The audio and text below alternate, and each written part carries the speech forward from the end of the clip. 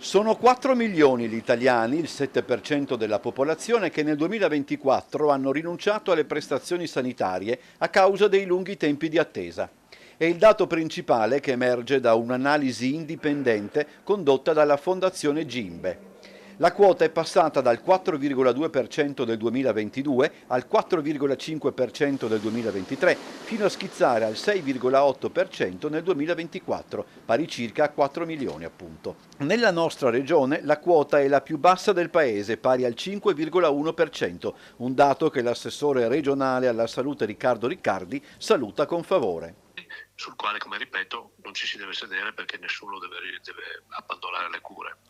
Noi dobbiamo riuscire a raggiungere anche coloro che sono in difficoltà e per diverse ragioni le abbandonano. Quindi noi continueremo in questa direzione, ma credo che il dato che dimostra come in questa regione, al di là delle difficoltà, questo fenomeno si presenti in maniera inferiore a tutta l'Italia, è un dato sicuramente nella complessità è un dato migliore degli altri.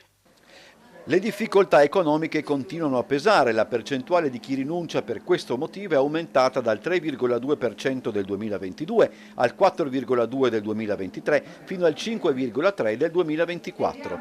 Se questa era la motivazione dell'aumento della rinuncia alle prestazioni tra il 2022 e il 2023, tra il 2023 e il 2024, come si diceva, l'impennata è stata trainata dalle liste d'attesa in larghissima misura e i dati lo confermano. Le rinunce legate ai tempi d'attesa sono cresciute del 7,1% tra il 2022 e il 2023 e del 51% tra il 2023 e il 2024. Quelle per ragioni economiche invece sono aumentate del 31,2% tra il 2022 e il 2023 e del 26,1% tra il 2023 e il 2024.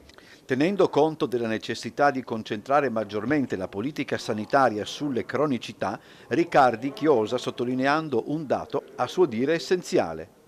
Il baricentro del sistema va modificato, va spostato.